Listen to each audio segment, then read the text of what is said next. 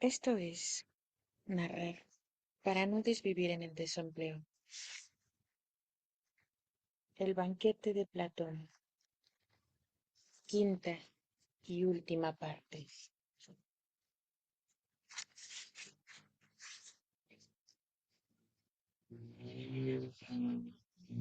Escucha entonces, dijo Erexímaco, antes de que tú entraras, habíamos decidido que cada uno debía pronunciar por turno, de izquierda a derecha, un discurso sobre Eros, lo más bello que pudiera, y hacer su encomio. Todos los demás hemos hablado ya, pero puesto que tú no has hablado y ya has bebido, es justo que hables, y una vez que hayas hablado, ordenes a Sócrates lo que quieras, y éste al de la derecha, y así los demás. Dices bien, Erixímaco, dijo Alcibíades, pero comparar el discurso de un hombre bebido con los discursos de hombres serenos no sería equitativo. Además, bienaventurado amigo, ¿te convence Sócrates en algo de lo que acaba de decir? ¿No sabes que es todo lo contrario de lo que decía? Efectivamente, si yo elogio en su presencia a algún otro dios u hombre que no sea él, no apartará de mí sus manos. ¿No hablarás mejor? Dijo Sócrates. Por Poseidón, exclamó Alcibíades, no digas nada en contra, que yo no elogiaría a ningún otro estando tú presente. Pues bien, hazlo así, dijo Erixímaco, si quieres. Elogia a Sócrates. ¿Qué dices? Dijo Alcibíades. ¿Te parece bien, Erixímaco, que debo hacerlo? ¿Debo acatar a este hombre y vengarme delante de todos ustedes? Tú, dijo Sócrates, ¿qué tienes en la mente? ¿Elogiarme para ponerme en ridículo? ¿O qué vas a hacer? Diré la verdad. Mira si me lo permites. Por supuesto, dijo Sócrates. Tratándose de la verdad, te permito y te invito a decirla. La diré inmediatamente, dijo Alcibíades, pero tú haz lo siguiente. Si digo algo que no es verdad, interrúmpeme, si quieres, y di que estoy mintiendo, pero no falsearé nada, al menos voluntariamente. Mas no te asombres si cuento mi recuerdo de manera confusa, ya que no es nada fácil para un hombre en este estado enumerar con facilidad y en orden tus rarezas. A Sócrates, señores, yo intentaré elogiarlo de la siguiente manera, por medio de imágenes. Quizás él creerá que es para provocar la risa, pero la imagen tendrá por objeto la verdad, no la burla, pues, en mi opinión, es lo más parecido a esos silencios existentes en los talleres de escultura que fabrican los artesanos con siringas o flautas en la mano y que cuando se abre en dos mitades aparecen con estatus de dioses en su interior. Y afirmo además que se parece al sátiro Marcias. Así pues, que eres semejante a estos, al menos en la forma, Sócrates, ni tú mismo podrás discutirlo, pero que también te pareces en lo demás. Escúchalo a continuación. Eres un lujurioso, ¿o no? Si no estás de acuerdo, presentaré testigos. Pero, ¿qué no eres flautista? Por supuesto, y mucho más extraordinario que Marcias. Este, en efecto, encantaba a los hombres mediante instrumentos con el poder de su boca, y aún hoy encanta al que interprete con la flauta sus melodías, pues las que interpretaba Olimpo, digo que son de Marcias, su maestro. En todo caso, sus melodías y las intérprete un buen flautista o una flautista mediocre son las únicas que hacen que uno pueda poseso y revelar, por ser divinas, quienes necesitan de los dioses y de los ritos de iniciación. Mas tú te diferencias de él solo en que sin instrumentos, con tus meras palabras, haces lo mismo. De hecho, cuando nosotros oímos a algún otro, aunque sea muy buen orador, pronunciar otros discursos, a ninguno nos importa, por así decir, nada. Pero cuando se te oye a ti o a otro pronunciando tus palabras, aunque sea muy torpe el que las pronuncie, ya se trate de mujer, hombre o joven, quien las escucha, quedamos pasmados y posesos. Yo al menos, señores, si no fuera porque iba a parecer que estoy totalmente borracho, les diría bajo juramento que impresiones me han causado personalmente sus palabras y todavía ahora me causan. Efectivamente, cuando lo escucho, mi corazón palpita mucho más que el de los poseídos por la música de los coribantes. Las lágrimas se me caen por culpa de sus palabras y veo que también a otros muchos les acontece lo mismo. En cambio, al oír a Pericles y a otros buenos oradores, si bien pensaba que hablaban elocuentemente, no me ocurría, sin embargo, nada semejante, ni se alborotaba mi alma, ni se irritaba en la idea de que vivía como esclavo, mientras que por culpa de este Marcias, aquí presente, muchas veces me he encontrado precisamente en un estado tal que me parecía que no valía la pena vivir en las condiciones en que estoy. Y esto, Sócrates, no dirás que no es verdad. Incluso todavía ahora soy plenamente consciente de que si quisiera prestarle oído, no resistiría, sino que me pasaría lo mismo, pues me obliga a reconocer que a pesar de estar falto de muchas cosas, aún me descuido de mí mismo y me ocupo de los asuntos de los atenienses. A la fuerza, pues, me tapo los oídos y salgo huyendo de él como de las sirenas para no envejecer sentado aquí a su lado. Solo ante él, de entre todos los hombres, he sentido lo que no creería que hay en mí, el avergonzarme ante alguien. Yo me avergüenzo únicamente ante él, pues sé perfectamente que si bien no se puede negar que no se debe hacer lo que ordena, sin embargo, cuando me aparto de su lado, me dejo vencer por el honor que me dispensa la multitud. Por consiguiente, me escapo de él y huyo. Y cada que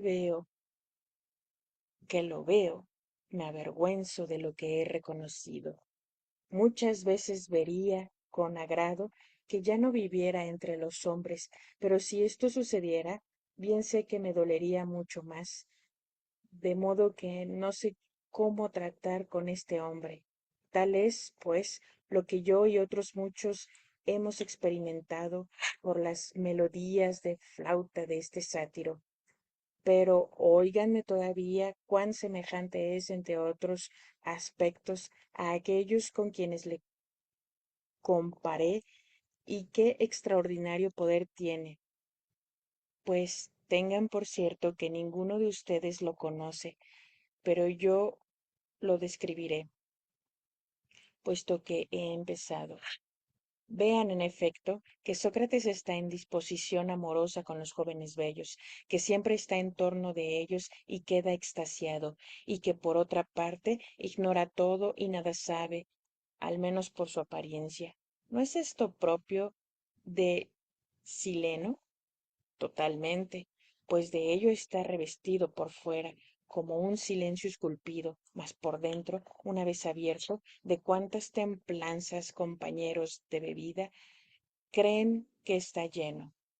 Sepan que no le importa nada si alguien es bello, sino que lo desprecia como ninguno podría imaginar, ni si es rico, ni si tiene algún otro privilegio de los celebrados por la multitud.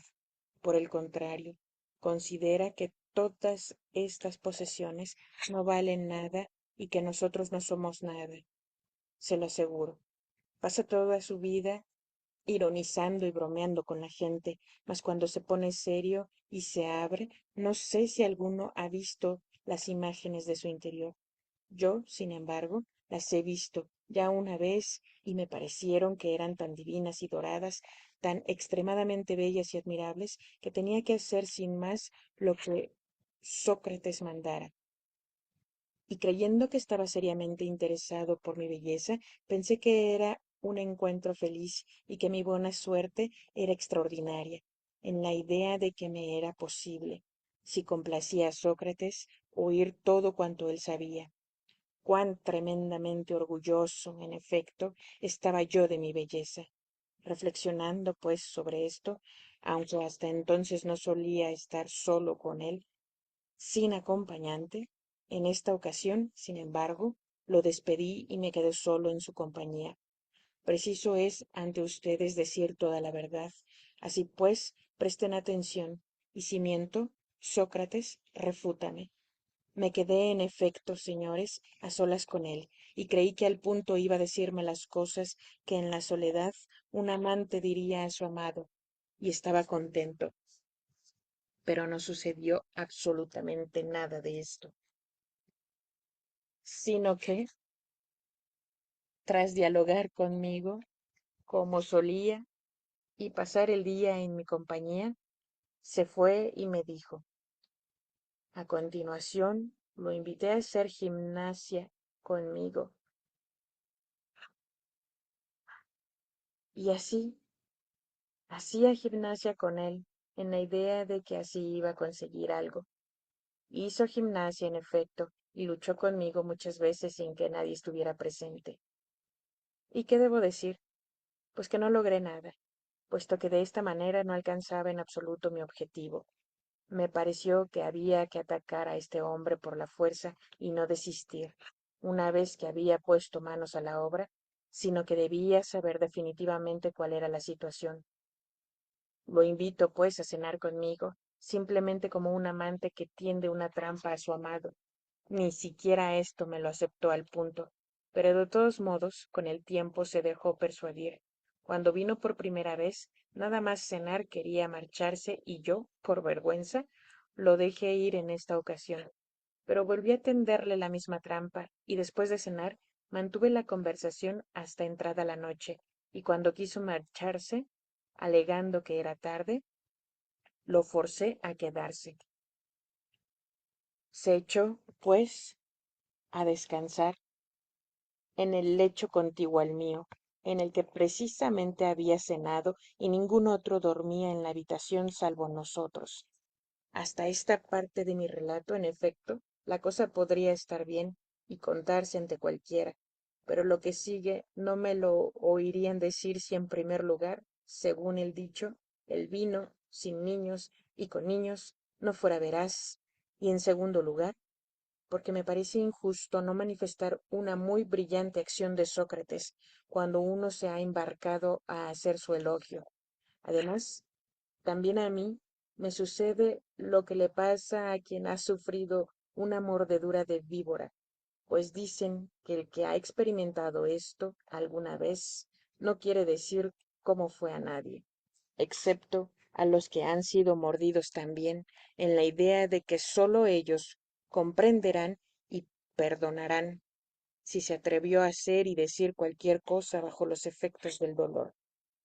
Yo, pues, mordido por algo más doloroso y en la parte más dolorosa de las que uno podría ser mordido, pues es en el corazón, en el alma, o como haya que llamarlo, donde he sido herido y mordido por los discursos filosóficos que se agarran más cruelmente que una víbora cuando se apoderan de un alma joven, no mal dotada por naturaleza, y la obligan a hacer y decir cualquier cosa, viendo que otra parte, a los Fedros, Agatones, Erixímacos, Pausanias, Aristodemos y Aristófanes, ¿y qué necesidad hay de mencionar al propio Sócrates y a todos los demás? pues todos han participado de la locura y el frenesí del filósofo. Por eso precisamente todos me van a escuchar, ya que me perdonarán por lo que entonces hice y por lo que ahora digo. En cambio, los criados y cualquier otro que sea profano y vulgar ponen ante sus orejas puertas muy grandes.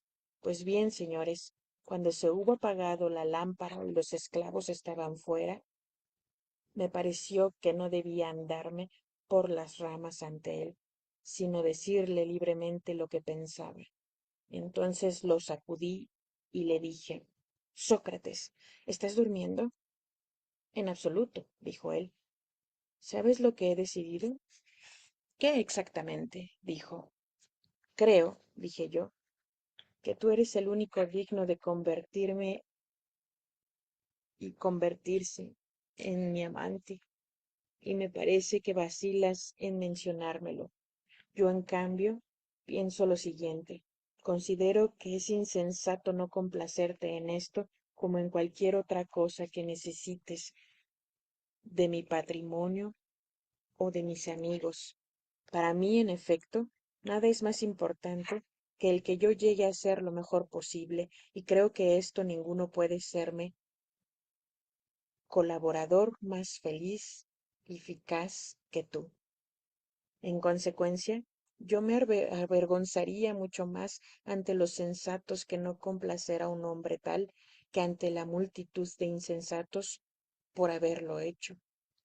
Cuando Sócrates oyó esto, muy irónicamente, según su estilo tan característico y usual, dijo, Querido Alcibíades, parece que realmente no eres un tonto. Si efectivamente es verdad lo que dices de mí, y hay en mí un poder por el cual tú podrías llegar a ser mejor. En tal caso, debes de estar viendo en mí, supongo, una belleza irresistible y muy diferente a tu buen aspecto físico. Ahora bien, si intentas, al verla, compartirla conmigo y cambiar belleza por belleza, no en poco piensas avejentarme, pues pretendes adquirir lo que es verdaderamente bello a cambio de lo que es solo en apariencia, y de hecho te propones intercambiar oro por bronce. Pero, mi feliz amigo, examínalo mejor, no sea que te pase desapercibido que no soy nada. La vista del malentendimiento, por cierto, empieza a ver agudamente cuando la de los ojos comienza a perder su fuerza, y tú todavía estás lejos de eso. Y yo, al oírlo, dije, en lo que a mí se refiere, esos son mis sentimientos y no se ha dicho nada de distinta manera a como pienso. Siendo ello así, delibera tú mismo lo que consideres mejor para ti y para mí. En esto ciertamente tienes razón, dijo. En el futuro, pues, deliberaremos y haremos lo que a los dos nos parezca lo mejor en estas y en otras cosas. Después de oír y decir esto, y tras haber disparado, por así decir, mis dardos, yo pensé, en efecto, que lo había herido. Me levanté, pues, sin dejarlo decir ya nada.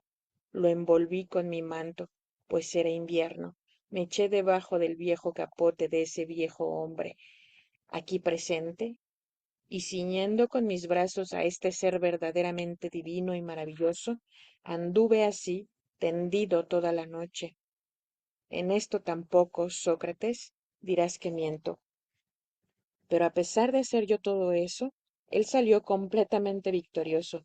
Me despreció, se burló de mi belleza y me afrentó. Y eso que en este tema, al menos, creía yo que era algo. Oh, jueces. Pues jueces son de la arrogancia de Sócrates. Así, pues, sepan bien por los dioses y por las diosas, que me levanté después de haber dormido con Sócrates, no de otra manera que si me hubiera acostado con mi padre o mi hermano mayor. Después de esto, ¿qué sentimientos creen que tenía yo? pensando por un lado que había sido despreciado y admirando por otro la naturaleza de este hombre, su templanza y su valentía, ya que en prudencia y firmeza había tropezado con un hombre tal como yo no había pensado que iba a encontrar jamás. De modo que ni tenía por qué irritarme y privarme de su compañía, ni encontraba la manera de cómo podría conquistármelo, pues sabía bien que en cuanto al dinero era por todos lados mucho más invulnerable que allante al hierro, mientras que con lo único que pensaba que iba a ser conquistado se me había escapado. Así pues, estaba desconcertado y deambulaba de acá para allá, esclavizado por ese hombre como ninguno lo había sido por nadie. Todas estas cosas en efecto me habían sucedido antes, mas luego hicimos juntos la expedición contra Potidea, y allí éramos compañeros de mesa. Pues bien, en primer lugar, en las fatigas era superior no solo a mí, sino también a todos los demás. Cada vez que nos veíamos, obligados a no comer por estar aislados en algún lugar, como suele ocurrir en campaña, los demás no eran nada en cuanto a resistencia. En cambio, en las comidas abundantes, solo él era capaz de disfrutar, y especialmente en beber, aunque no quería, cuando era obligado a hacerlo, vencía a todos. Y lo que es más asombroso de todo, ningún hombre ha visto jamás a Sócrates borracho. De esto, en cambio, me parece que pronto tendrán la prueba. Por otra parte, en relación con los rigores del invierno, pues los inviernos allí son terribles, hizo siempre cosas dignas de admiración. Pero realmente, en una ocasión en que hubo la más terrible helada, y mientras todos o no solían salir del interior de sus tiendas, o si salía alguno, iban vestidos con las prendas más raras, con los pies calzados y envueltos en fieltros y pieles y de corderos. Él, en cambio, en estas circunstancias, salió con el mismo manto que solía llevar siempre y marchaba descalzo sobre el hielo con más soltura que los demás calzados, y los soldados lo miraban de reojo en la creencia de que los desafiaba. Esto ciertamente fue así. Pero ¿qué hizo de nuevo y soportó el animoso varón? Allí, en cierta ocasión, durante la campaña, es digno de oírse, en efecto, habiéndose concentrado en algo, permaneció de pie en el mismo lugar desde la aurora meditándolo, y puesto que no le encontraba la solución, no desistía, sino que continuaba de pie investigando.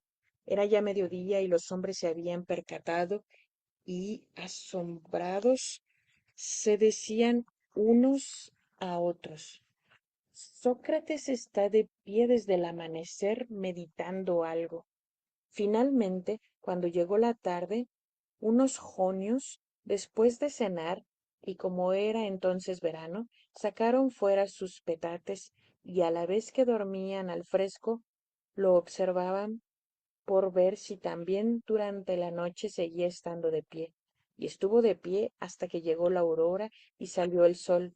Luego, tras hacer su plegaria al sol, dejó el lugar y se fue. Y ahora, si quieren, veamos su comportamiento en las batallas, pues es justo concederle también este tributo.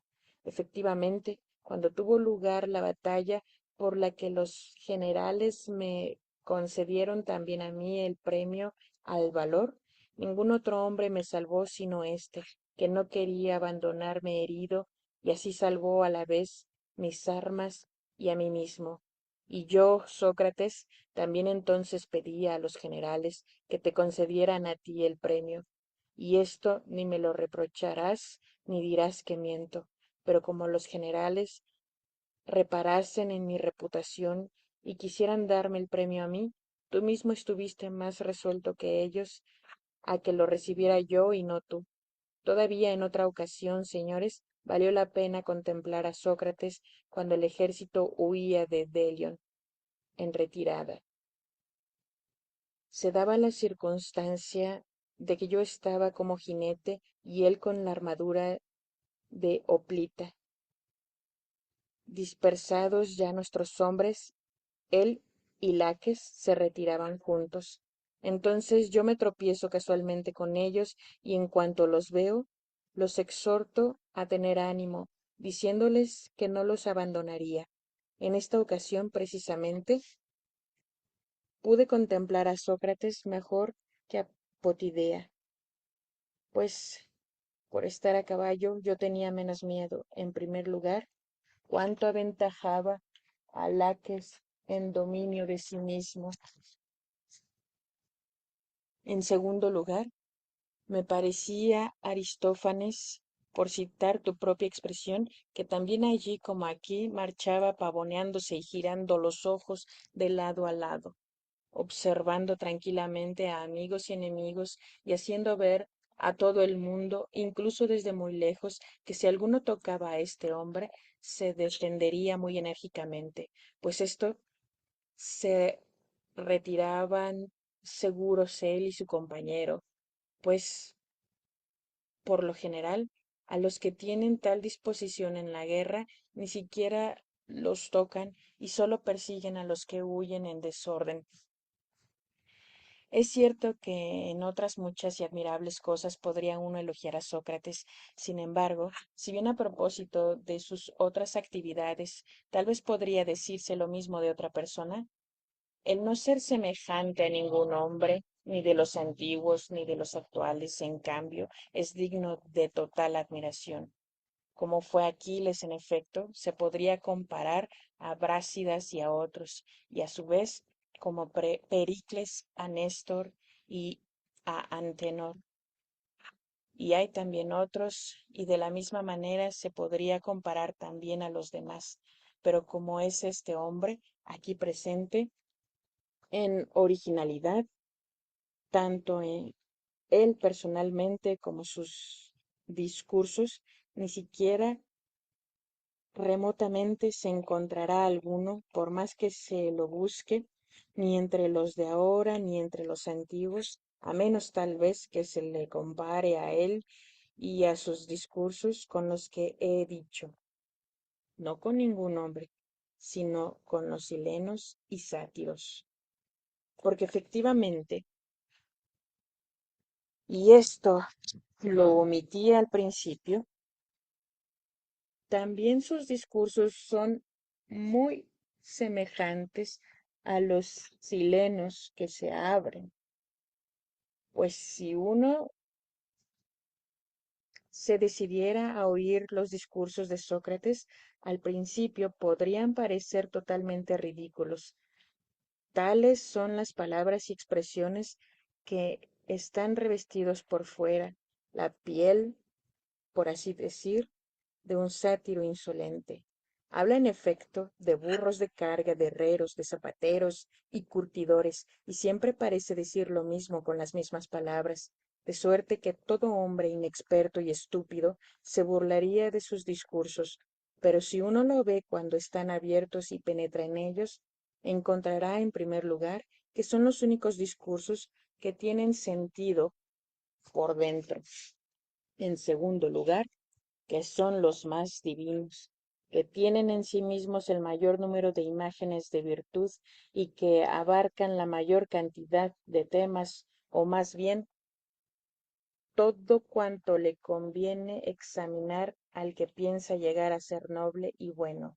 Esto es, señores, lo que yo elogio en Sócrates, y mezclando a la vez lo que le reprocho, les he referido las ofensas que me hizo. Sin embargo, no las ha hecho solo a mí, sino también a Cármides, el hijo de Glaucón, a Eutidemo, el hijo de Diocles, y a muchísimos otros, a quienes él engaña entregándose como amante, mientras que luego resulta, más bien, amado en lugar de amante. Lo cual también a ti te digo, Agatón, para que no te dejes engañar por este hombre, sino que, instruido por nuestra experiencia, tengas precaución y no aprendas, según el refrán, como un necio por experiencia propia. Al decir esto, Alcibiades se produjo una risa general por su franqueza, puesto que parecía estar enamorado todavía de Sócrates. Me parece, Alcibiades, dijo entonces Sócrates, que estás sereno, pues de otro modo no hubieras intentado jamás, disfrazando tus intenciones tan ingeniosamente, ocultar la razón por la que has dicho todo eso, y lo has colocado ostensiblemente como una consideración accesoria al final de tu discurso, como si no hubieras dicho todo para enemistarnos a mí y a Agatón, al pensar que yo debo amarte a ti y a ningún otro, y Agatón ser amado por ti y por nadie más. Pero no me ha pasado desapercibido, sino que ese drama tuyo satírico y silénico está perfectamente claro. Así pues, querido Agatón, que no gane nada con él y arréglatelas para que nadie nos enemiste a mí y a ti. En efecto, Sócrates, dijo Agatón, puede que tengas razón, y sospecho también que se sentó en medio de ti y de mí para mantenernos aparte, pero no conseguirá nada, pues yo voy a sentarme junto a ti. Muy bien, dijo Sócrates, siéntate aquí junto a mí. Oh, Zeus, exclamó Alcibíades, ¿cómo soy tratado una vez más por este hombre? Cree que tiene que ser superior a mí en todo, pero ni otra cosa, admirable hombre, permite, al menos, que Agatón se eche en medio de nosotros. Imposible, dijo Sócrates, pues tú has hecho ya mi elogio y es preciso que yo a mi vez elogie al que está a mi derecha. Por tanto, si Agatón se sienta a continuación de ti, ¿no me elogiará de nuevo en lugar de ser elogiado? Más bien, por mí. Déjalo, pues, divino amigo, y no tengas celos del muchacho por ser elogiado por mí, ya que por lo demás tengo muchos deseos de encomiarlo. Bravo, bravo, dijo Agatón. Ahora, Alcibíades, no puedo en modo alguno permanecer aquí, sino que a la fuerza debo cambiar de sitio para ser elogiado por Sócrates. Esto es justamente, dijo Alcibíades, lo que suele ocurrir.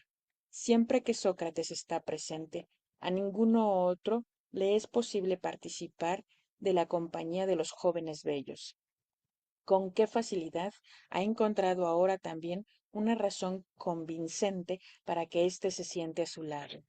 Entonces Agatón se levantó para sentarse al lado de Sócrates, cuando de repente se presentó ante la puerta una gran cantidad de parrandistas y encontrándola casualmente abierta porque alguien acababa de salir, marcharon directamente hasta ellos y se acordaron acomodar. Todo se llenó de ruido y ya sin ningún orden se vieron obligados a beber una gran cantidad de vino. Entonces Irixímaco, Fedro y algunos otros, dijo Aristodemo, se fueron y los dejaron, mientras que de él se apoderó el sueño y durmió mucho tiempo. Al ser largas las noches, despertándose de día, cuando los gallos ya cantaban, al abrir los ojos, vio que de los demás unos seguían durmiendo y otros se habían ido, mientras que Agatón, Aristófanes y Sócrates eran los únicos que todavía seguían despiertos y bebían de una gran copa de izquierda a derecha. Sócrates naturalmente conversaba con ellos. Aristodemo dijo que no se acordaba de la mayor parte de la conversación, pues no había asistido desde el principio y estaba un poco adormilado. Pero lo esencial era, dijo, que Sócrates los obligaba a reconocer que era cosa del mismo hombre saber componer comedia y tragedia, y que quien con arte es autor de tragedias lo es también de comedias. Obligados, en efecto, a admitir esto y sin seguirlo muy bien, daban cabezadas. Primero se durmió Aristófanes y luego, cuando ya era de día, Agatón. Entonces Sócrates, tras haberlos dormido, se levantó y se fue. Aristodemo, como solía, lo siguió. Cuando Sócrates llegó al Liceo, se lavó, pasó el resto del día como de costumbre y habiéndolo pasado así, al atardecer, se fue a casa a descansar.